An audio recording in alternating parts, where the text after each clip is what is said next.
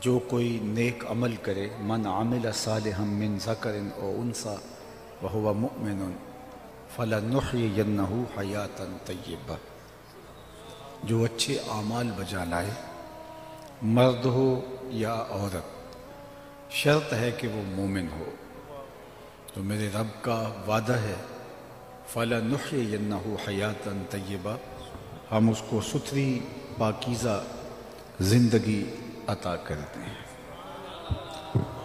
جو اس کا ہو جائے اس کا وعدہ ہے کہ پھر میں اس کو مرنے نہیں دیتا، ورنہ دنیا کے اوپر کتنے لوگ آئے ہیں اور چلے گئے اور آج دنیا ان کا نام بھی نہیں جانتی۔ میں اگر آپ سے پوچھوں کہ جس زمانے میں میرے حضور علیہ السلام تشریف لائے تھے، اس زمانے کے خاقان کا نام کیا تھا، تاریخ کا گہرا مطالعہ رکھنے والا تو شاید مجھے بتا سکے، لیکن بہت سارے لوگ معذرت کر دیں گے کہ ہمیں ضرورت ہی نہیں ہے کہ اس کا نام یاد رکھیں۔ اچھا، میں پوچھتا ہوں جس زمانے میں میرے آقا و مولا تشریف لائے، اس زمانے کے کیسر کا نام کیا تھا؟ اس دور کی سپر طاقت تھی رومن امپائر، لیکن آج لوگ اس کا نام بھی نہیں جانتے۔ میں پوچھتا ہوں جس زمانے میں حضور تشریف لائے، اس زمانے کے کسریٰ کا نام کیا تھا؟ یہ دوسری بڑی طاقت تھی، لیکن بہت کم لوگ ہوں گے جو اس دور کے کسریٰ کا نام بتا سکیں گے۔ اور اگر میں اس محفل میں موجود سب سے کم عمر بچے سے پوچھوں کہ میرے حضور کے مؤذن کا نام کیا تھا، تو وہ سر اٹھا کے بلال حبشی کا نام لے گا۔ تو خاقان کا نام زمانے کو یاد نہیں ہے، کیسر کا نام مٹ گیا، کسریٰ کا نام گلدستہ طاق نسیاں بن گیا، لیکن حضور کے مؤذن کا نام کائنات کے جس گوشے میں بھی چلے جاؤ آپ کو بلال حبشی کے نام کی مسجد ضرور ملے گی۔ اقبال تڑپ کے بولا، اقبال یہ کس کے عشق کا فیض عام ہے، اقبال یہ کس کے عشق کا فیض عام ہے، رومی فنا ہوا حبشی کو دوام ہے۔ رومی شہنشاہ کا دنیا نام بھی نہیں جانتی، لیکن بلال حبشی کا نام سینوں میں لکھا ہوا ہے۔ تو جو کہا میرا ہو جائے پھر میں اس کو مرنے نہیں دیتا۔ فَلَنُحْيِيَنَّهُ حَيَاةً طَيِّبَةً، علماء تشریف فرما ہیں، طلباء بھی موجود ہیں۔ نحیینہ کے اندر مادہ حیات موجود ہے، لیکن حیاتاً طیبہ الگ سے ذکر کر کے اس کی تاکید مزید کر دی گئی کہ کوئی ابہام باقی نہ رہے کہ پھر جو میرا ہو جائے پھر میں اس کو ستھری پاکیزہ زندگی سے نواز دیتا۔ اللہ اکبر۔ دنیا میں آتے تو سارے مرنے کے لیے ہیں، کچھ لوگ جیتے جی مرے ہوتے ہیں اور کچھ لوگ مر کے بھی نہیں مرتے۔ علامہ اقبال نے نظریہ ارتقاء پیش کیا ہے۔ ایک تو ڈارون کا نظریہ ارتقاء ہے، جو بہت ہاتھوں ہاتھ اس کا نظریہ لیا گیا کہ مختلف جانوروں کی مہذب شکل ہے انسان، جبکہ قرآن نے اس کی نفی کی اور انسان کے عالی مرتبت آغاز کا ذکر ان کلمات سے ارشاد کیا، لَقَدْ خَلَقْنَا الْإِنسَانَ فِي أَحْسَنِ تَقْوِيمٍ۔ یہ بندروں اور ریچھوں کی مہذب شکل نہیں ہے، بلکہ حضرت انسان کو احسن تقویم میں پیدا کیا گیا۔ جب حضرت آدم کا ابھی خمیر گویا جا رہا تھا تو فرشتوں کی پیشانی کو سجدے کے لیے آمادہ کیا جا رہا تھا۔ اس کا آغاز ہی عالی مرتبت ہے، لیکن خیر اس نے کہا کہ جناب مختلف جانوروں کی مہذب شکل موجودہ انسان ہے، تہذیب پاتے پاتے اس مرتبے تک پہنچ گیا۔ یہ ہے اس کا نظریہ ارتقاء۔ اقبال نے جو نظریہ ارتقاء پیش کیا ہے وہ اس سے مختلف ہے۔ جب ان کی ماں انتقال کر گئی تو اس وقت وہ یہاں ارض ہند میں نہیں تھے، تو ان کو وہاں خبر دی گئی کہ آپ کی ماں کا انتقال ہو گیا۔ تو جب انہیں خبر پہنچی تو انہوں نے ایک طویل مرثیہ لکھا جو آج بھی کلیات اقبال میں آپ دیکھ سکتے ہیں، والدہ مرحومہ کی یاد میں اس میں ماں کے بچھڑ جانے کے صدمے کو بیان کرتے ہیں۔ آہ وطن میں ہوگا اب کس کو میرا انتظار، کون میرا خط نہ آنے سے رہے گا بے قرار، آرزو لے کر تیری خاک تربت پہ آؤں گا، اب دعائے نیم شب میں کس کو میں یاد آؤں گا۔ تو اس میں اقبال نے فلسفہ موت و حیات بیان کیا ہے، اسی میں والدہ مرحومہ کی یاد میں، اور پھر اس میں ارتقاء کا نظریہ جو اقبال کے ہاں ہے اس کو بیان کیا۔ بات تو بہت طویل ہو جائے گی اگر اس کو تفصیل میں ہم گفتگو کریں اس پر، لیکن میں جو اس کا مرکزی نقطہ ہے وہ آپ کے سامنے رکھنا چاہتا ہوں۔ اقبال کہتے ہیں کہ ہر شے کی فطرت میں نشو و نما کی آرزو ہے، آگے بڑھنے کی تمنا ہے، وہ تمنا ہی زندگی میں تحرک پیدا کرتی ہے اور آگے انسان بڑھتا ہے، مشکلیں جھیلتا ہے، تکلیفوں سے گزرتا ہے، حالات کی تلخیاں سہتا ہے، حالات کے جبر کا مقابلہ کرتا ہے، اس لیے کہ آگے بڑھنے کی خواہش نے اس کو یہ جذبہ دے رکھا ہے، اور جب وہ آگے بڑھنے کی اس کے اندر صلاحیت ختم ہو جاتی ہے تو پھر وہ دوبارہ مرکز میں آ جاتا ہے۔ اس کی مثال انہوں نے ایک بیج سے دی ہے کہ بیج کو جب زمین کی کوکھ میں ڈال دیا جاتا ہے اور پھر اس کے اوپر مٹی انڈھیل دی جاتی ہے تو وہاں وہ بے چین ہوتا ہے نشو و نما کے لیے، پھر کونپل بن کے پھوٹتا ہے، پھر کونپل تنا بنتی ہے، تنے پہ شاخیں ہوتی ہیں، یہ اس سے مزید بہتر شکل، شاخوں پہ پتے آتے ہیں، یہ مزید اس کا ارتقائی مرحلہ اور اس کی مہذب صورت، پتوں سے کلیاں بنی، شگوفے بنے، کلیوں سے پھول بنا، جب کلیاں کھل کے پھول بن گئیں تو اس کے بعد اس کا ارتقاء کا اگلا مرحلہ پھل بننا تھا، وہ پھول پھل بن گئے، اور جب پھل بن گئے تو اس عالم رنگ و بو میں اس بیج کے لیے ارتقاء کے سارے مرحلے طے ہو گئے۔ بیج سے کونپل بنی، کونپل سے تنا بنا، تنے سے شاخیں، شاخوں سے پتے، پتوں سے پھول، کلیاں، شگوفے، اور وہاں سے پھول، پھول سے پھل۔ اب اس عالم رنگ و بو میں ارتقاء کا کوئی مرحلہ باقی نہ رہا تھا تو وہ پھل پک کر کے دوبارہ پھر بیج بن گیا، اور دوبارہ بیج بن کے پھر وہ تہہ خاک آیا، اور اب وہ اتنے بیج تھے کہ جب وہ اگے تو ایک باغ اور ایک چمنستان بن گیا۔ اقبال نے کہا کہ اس عالم رنگ و بو میں جب اللہ کے بندے کے کمالات اپنے نقطۂ عروج کو پہنچتے ہیں تو پھر وہ دوبارہ تہہ مزار آتا ہے۔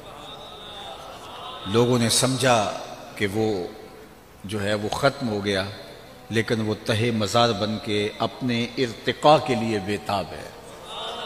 ذرا اس رنگ کو اقبال کے لہجے میں دیکھیے، فطرت ہستی شہید آرزو رہتی نہ ہو، خوب تر پیکر کی اس کو جستجو رہتی نہ ہو، موت کو سمجھا ہے غافل اختتام زندگی، یہ ہے شام زندگی صبح دوام زندگی۔ وہ نئی شکل میں نمودار ہونا چاہتا ہے اور اپنے رنگ اور آہنگ کے ساتھ جو ہے وہ اپنے فیض کو جو ہے وہ بکھیرنا چاہتا ہے، اس لیے اسے مرکز کی خاک کے اندر دوبارہ اس بیج کو جانا پڑا۔ اللہ اکبر۔ تو بندہ مومن جب اس دنیا کے اوپر رہتے ہوئے ارتقاء کے سارے مرحلے طے کر لیتا ہے اور آگے مزید ارتقائی منزل باقی نہیں رہتی تو پھر وہ تہہ مزار چلا جاتا ہے۔ لوگوں نے سمجھا کہ وہ ختم ہو گیا، لیکن وہ ختم نہیں ہوا، وہ ایک نئے سفر کا آغاز کرنے جا رہا ہے۔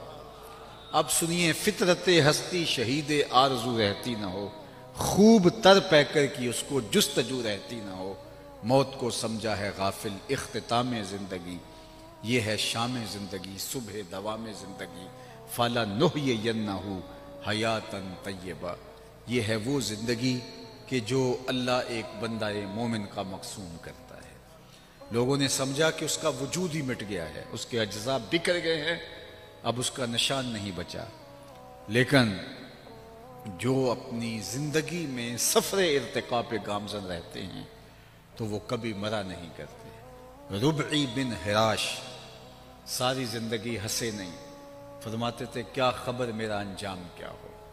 جلیل القدر تابعی ہیں، امام سیوطی نے لکھا، الروض الانف کے اندر امام سہیلی نے لکھا، حضرت قاضی ایاز مالکی اندلسی علیہ رحمہ نے شفا میں لکھا، اور اسی کو ابو نعیم الاصفہانی علیہ رحمہ جو 4 صدی کے مجدد بھی ہیں اور محدث بھی، انہوں نے بھی حلیہ میں لکھا کہ وہ ساری زندگی نہیں مسکرائے۔ وہ فرماتے تھے کیا خبر میرا انجام کیا ہوگا۔ خیر موت تو آنی تھی۔ ایک دن جب پیغام اجل آیا اور وہ آغوش موت میں اتر گئے تو ان کے بھائی کا نام تھا ربیع بن حراش، تو وہ غسال کو بلا لایا، کہا میرے بھائی کا انتقال ہو گیا ہے تو تم اسے ذرا غسل دو۔ تو غسال جب غسل دینے کے لیے داخل ہوا تو فوراً باہر پلٹ آیا، کہا اتنی جلدی؟ کہا یار تیرا بھائی بڑا عجیب ہے۔ کہا کیا ہوا؟ کہا نحنو نغتسلہ وہو یتبسم، ہم اسے غسل دیتے ہیں وہ آگے سے مسکراتا ہے۔ اللہ اکبر، نشان مرد مومن بات گوئم، چوں مرگ آئے تبسم بر لب اوست۔ اقبال نے کہا آ تجھے اللہ کے بندے کی نشانی بتاؤں، جب موت آتی ہے تو اس کے چہرے پہ مسکراہٹ ہوتی ہے۔ اللہ اکبر، چونکہ اس نے کامیاب زندگی گزاری ہے اور یہ لمحہ اس کے لیے خوشخبری ہے۔ تحفۃ المومن الموت کا یہ عملی ظہور ہے۔ اوروں کے لیے تو موت بھیانک ہوتی ہے، لیکن جنہوں نے اپنی زندگی اللہ کے نام وقف کر دی، اس کے نام لگا دی، تو پھر یہ موت ان کے لیے ایک بھیانک منظرنامہ نہیں ہے بلکہ یہ تحفہ بن جاتی ہے۔ حضرت ابراہیم علیہ السلام کی خدمت میں اسرائیل حاضر ہوئے قبض روح کے لیے، تو پوچھا کدھر آئے ہو؟ کہا قبض روح کے لیے۔ کہا عجیب بات ہے، رب مجھے اپنا خلیل بھی کہتا ہے اور تجھے قبض روح کے لیے بھیج دیا۔ کبھی ایسا بھی ہوا ہے کوئی یار بھی یار کی موت چاہے؟ وہ مجھے خلیل کہتا ہے اور تجھے قبض روح کے لیے بھیجا، کوئی یار بھی یار کی موت چاہتا ہے؟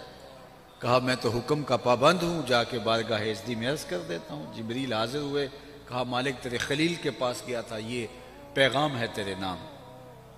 تو کہا میرے خلیل کے پاس پھر جاؤ، میرا سلام دو اور کہنا کہ کبھی ایسا بھی ہوا ہے کوئی یار یار کو بلائے اور وہ ملنے بھی نہ آئے۔ تو روح بے چین ہوگی، کہا دیر نہ کر ابھی قبض کر دے۔ تو پھر موت بھیانک نہیں ہوتی، موت تحفہ بن جاتی ہے۔ اور شیخ سعدی شیرازی نے تو یہاں کمال کر دی، کہا جب دنیا پہ تو آیا تھا تو روتا تھا یہ ہنستے تھے، زندگی ایسے گزار کہ تو ہنستا ہوا جائے یہ روتے رہ جائے۔ یہ نہیں کہ روتا آیا تھا روتا ہی چلا جائے۔ جب بچہ پیدا ہوتا ہے تو پیدا ہوتے ہی جو اس کا چیخنا ہے، اس کا رونا ہے، یہ اس کی زندگی پہ دلالت ہے کہ یہ زندہ پیدا ہوا ہے۔ جب تک بچہ روتا نہیں ہے، چیختا نہیں ہے، ماں باپ پریشان ہوتے ہیں، پتہ نہیں گوشت کا لتھڑا زندہ ہے یا مردہ ہے، تو اس کا رونا جس کو عربی میں استحلال کہتے ہیں، وما اہل بہ لغیر اللہ، یہ بھی یہی سے نکلا ہے۔ عند ذبح جو پکار اٹھتی ہے وہ اللہ کے علاوہ کسی اور نام کی نہیں ہونی چاہیے۔ اگر کسی نے بسم شیخ عبد القادر پڑھ دیا اور جانور ذبح کر دیا حرام ہو جائے گا، بسم محمد پڑھ کے ذبح کر دیا حرام ہو جائے گا۔ 11ویں کا ہو، 12ویں کا ہو، عقیقے کا ہو، ولیمے کا ہو، ذبح کرتے ہوئے اللہ کا نام لیا جائے تو حرام نہیں ہوگا۔ اللہ اکبر۔ تو وہ جو آواز اٹھتی ہے اس کو استحلال کہتے ہیں۔ بلکہ حضور سے پوچھا گیا کہ حضور جب بچہ پیدا ہوتا ہے تو روتا کیوں ہے؟ طبرانی نے موجم میں لکھا، پوچھا گیا کہ جب بچہ پیدا ہوتا ہے تو روتا کیوں ہے؟ فرمایا اس کے ساتھ ایک ہمزاد جنم لیتا ہے جو اس کی پسلیوں کو چھیڑتا ہے، جس کی وجہ سے وہ روتا ہے۔ تو صحابہ نے دوسرا سوال کیا کہ حضور جب آپ آئے تھے تو آپ کے ساتھ بھی ہمزاد آیا تھا؟ فرمایا ہاں۔ تو کہا کہ اس نے تو آپ کو کوئی اس طرح کی چیز نہیں کی؟ تو فرمایا اس نے کیا چھیڑنا تھا، اس کی نظر میرے چہرے پہ پڑ گئی تھی۔ فلما رآنی اسلم، جب اس نے مجھے دیکھا اس کے لبوں پہ کلمہ جاری ہو گیا۔ جواہر البہار،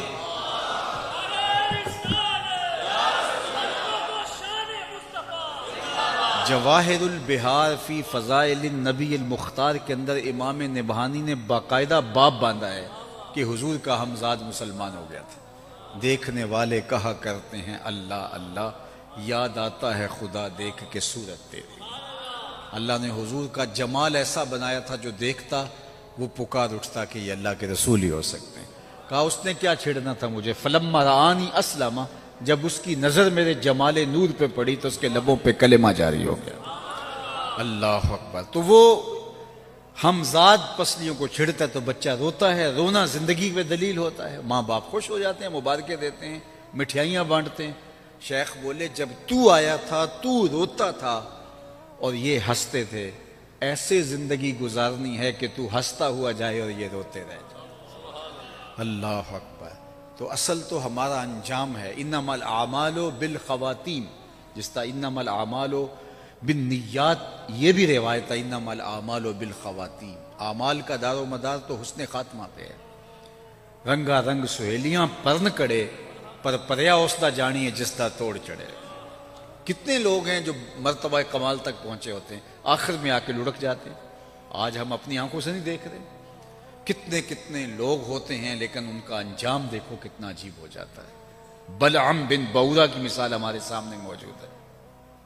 بنی اسرائیل کا مستجاب الدعوات ولی تھا، جب ہاتھ پھیلا کے دعا مانگتا تو منہ پہ ہاتھ بعد میں آتے، قبولیت پہلے ہو جاتی، اتنا مستجاب الدعوات تھا۔ لیکن پھر اسی کے بارے میں کہا گیا مثلہ کمثل الکلب، اس کی مثال کتے کی مثال ہے، زبان لٹک گئی تھی، زمین چاٹتا تھا مستجاب الدعوات اور اللہ کا ولی تھا، لیکن انجام بہت برا ہوا۔ اسی لیے میاں صاحب بولے پڑھنے اتے مان کرینا تے نہ آکھی میں پڑھیا، او جبار کہار صداوے متا روڑ دیوے دودھ کڑیا۔ جب تک یہ یقین نہیں ہو جاتا کہ میرا انجام کیا ہے، اس وقت تک دھڑکا لگا رہے۔ ابو العالیہ جلیل القدر تابعی ہیں، بخاری اٹھائیے کتاب الایمان، حضرت ابو العالیہ فرماتے ہیں کہ میں 30 اصحاب پیغمبر سے ملا، حضور کے 30 اصحاب سے میری ملاقات ہوئی ہے، 30 اصحاب سے میری ملاقات ہوئی اور میں نے ہر ایک کو فکر مند دیکھا، سب کہتے تھے انجام ٹھیک ہو جائے۔ اللہ اکبر۔ آج تو ہم سمجھتے ہیں ہم بخشے ہی ہوئے ہیں، لیکن وہ جنہوں نے حضور کو دیکھا، حضور کی صحبت میں رہے، اللہ اکبر، وہ بھی ڈرتے تھے۔ جن کو حضور نے کہا بشارت دی جنت کی، وہ بھی اینٹ اٹھاتے ہیں اور پھر نیچے رکھتے ہیں، تو کہتے ہیں کاش کہ میں اینٹ ہی ہوتا۔ چڑیا کو بیٹھے دیکھتے ہیں حضرت ابوبکر رضی اللہ تعالیٰ عنہ، وہ ایک شاخ سے دوسری شاخ پہ جاتی ہے تو کہتے ہیں واہ چڑیا کہ کیا موج ہے، ایک شاخ سے دوسری شاخ پہ چلی جاتی ہے اور تیرا حساب بھی نہیں ہوگا، پھنسے تو ہم ہیں جن کا حساب ہوگا، ہمارے پلے کوئی عمل نہیں اور ہم سمجھتے ہیں جنت کے ٹھیکیدار ہم ہیں۔ تو کہتے ہیں 30 اصحاب سے ملا ہوں، 30، ہر ایک کو میں نے ڈاڈا فکر مند پایا ہے اپنے انجام کے حوالے سے۔ حضرت بایزید بستامی سے ایک بڑھیا نے کہا تھا حضرت ایک مسئلہ پوچھنے آئی ہوں، پوچھئے۔ کہا آپ کی داڑھی اچھی ہے یا میرے گدھے کی دم اچھی ہے؟ یہ کوئی مسئلہ مجھے پوچھے پھر جانے کہاں پائے، لیکن بایزید رو پڑے، کہا بڑھیا تیرے سوال کا جواب فی الحال میرے پاس نہیں ہے، یہ تو میں مرنے کے بعد ہی بتا سکتا ہوں۔ حضرت بایزید کا 72 سال کی عمر میں انتقال ہوا، بڑھیا کو خواب میں ملے، اس نے کہا میرا سوال وہیں کھڑا ہے، تو کہا اللہ کا شکر ہے میرا خاتمہ ایمان پہ ہو گیا، لہٰذا تیرے گدھے کی دم کو میری داڑھی سے کیا نسبت ہو سکتی ہے؟ اس نے کہا بتائیے آپ کے رب نے آپ کے ساتھ سلوک کیا کیا؟ تو حضرت بایزید کہتے ہیں کہ جب میں مالک کی حضور پیش ہوا تو مالک نے کہا اے بوڑھے بتا میرے پاس کیا لے کر آیا ہے؟ تو میں نے جواباً عرض کی مالک، بادشاہوں کی چوکھٹ پہ جب فقیر آئیں تو بادشاہ یہ تو نہیں پوچھتے کہ کیا لے کر آئے ہو، فقیروں سے تو یہی پوچھتے ہیں کیا لینے آئے ہو۔ میں لے کر کچھ نہیں آیا، تیری رحمت کا سوالی بن کے آیا ہوں، اللہ نے بغیر حساب کے میری مغفرت فرما۔ تو ربی بن حراش ساری زندگی نہیں مسکرائے، فرماتے تھے کیا خبر میرا انجام کیا ہوگا۔ آخری وقت ہوا، کہا تیرے بھائی کو غسل دینے داخل ہوئے، بڑا عجیب شخص ہے، نحنو نغتسلہ وہو یتبسم، ہم اسے غسل دیتے ہیں وہ آگے سے مسکرا رہا ہے۔ کہا میرے بھائی نے قسم کی تھی جب تک اچھا انجام نہیں دیکھوں گا مسکراؤں گا نہیں۔ پورے بصرے میں خبر پھیل جاتی ہے ایک بندہ مرنے کے بعد یوں مسکرایا ہے۔ اپنے بیگانے، نقاد، محبین، سب طرح کے لوگ ہوتے ہیں۔ ایک بہت بڑا ہجوم ربی کے گھر کی جانب روانہ ہوا، تیکھے تیکھے سوال لیے، کوئی کہتا ہے یار بندہ تو نیک تھا، ہو سکتا ہے اسے اعزاز ملا ہو، کوئی کہتا ہے یہ گھڑی ہوئی کہانیاں ہیں، بندہ کوئی مرنے کے بعد بھی مسکرا سکتا ہے۔ لوگ سوال لیے ہوئے، کچھ زیارت کے شوق میں، کوئی محض تماشائی ان کے گھر کی طرف رخ کرتے ہیں۔ اتنے میں انہیں غسل دے کے چارپائی پہ ڈال دیا گیا تھا، کفن اڑا دیا گیا تھا۔ جب لوگ داخل ہوئے، قبل اس سے کہ یہ کوئی سوال کرتے، روبی بن حراش جو فوت ہو چکے ہیں، انہوں نے کفن ہاتھ سے باہر نکالا اور آنے والوں سے مخاطبت کرتے ہوئے کہا السلام علیکم۔ لوگ حیرت میں ڈوب گئے، وعلیکم السلام اتتکلم بعد الموت، عجیب بات ہے، مرنے کے بعد باتیں کر رہے ہو؟ قال نعم اتکلم بعد الموت، ہاں میں مرنے کے بعد باتیں کر رہا ہوں۔ لوگوں نے پوچھنا شروع کر دیا، بتا تیرے رب نے تیرے ساتھ سلوک کیا کیا؟ تو ربی بولتے ہیں استقبلنی ربی غیر غضبان واستقبلنی بروح و ریحان، اس کے چہرے پر کوئی غصہ نہیں تھا، اس کی قدرت کے چہرے پہ کوئی غصہ نہیں تھا، اس نے روح و ریحان کے پھول میرے گلے میں ڈال کے میرا استقبال کیا۔ لوگ باتیں پوچھنے لگے، کوئی ادھر کی کوئی ادھر کی، جب سلسلہ کلام طول پکڑنے لگا، امام ابو نعیم الاصفہانی نے حلیہ میں لکھا کہ ربی بن حراش نے کہا عجلوا بی ولا تؤخروا بی لأن ابا القاسم ينتظر علی الصلاۃ، دیر نہ کرو، مجھے جلدی قبرستان میں لے جاؤ، تم مجھے باتوں میں لگا رہے ہو، امام الانبیاء میرے جنازے کا انتظار کر رہے ہیں۔ عرش فرش تے بانگا ملیاں تے مکے پہ گیا شور، بلے شاہ سا مرنا نہیں تے گور پیا کوئی ہور، فالا نحیینہ حیاتن طیبہ، فطرت ہستی شہید آرزو رہتی نہ ہو، خوب تر پیکر کی اس کو جستجو رہتی نہ ہو، موت کو سمجھا ہے غافل اختتام زندگی، یہ ہے شام زندگی صبح دوام زندگی۔ میں آپ سے پوچھتا ہوں، آج سے 50 سال پہلے سیالکوٹ کے کمشنر کا نام کیا ہے؟ تو آپ خاموش ہو گئے۔ آج سے 40 سال پہلے کے ڈی سی او کا نام کیا تھا؟ سرمایہ داروں کے نام پوچھوں آپ نہیں بتا سکیں، اور میں اگر آپ سے یہ پوچھوں کہ ایک فقیر 2 دروازے پہ بیٹھتا تھا، اس کا نام بتا سکتے ہو تو آپ سر اٹھا کے حافظ صاحب کا نام لیں گے۔ فطرت ہستی شہید آرزو رہتی نہ ہو، خوب تر پیکر کی اس کو جستجو رہتی نہ ہو، موت کو سمجھا ہے غافل اختتام زندگی، یہ ہے شام زندگی صبح دوام زندگی، فالا نحیینہ حیاتن طیبہ وآخر دعوانا ان الحمدللہ رب العالمین۔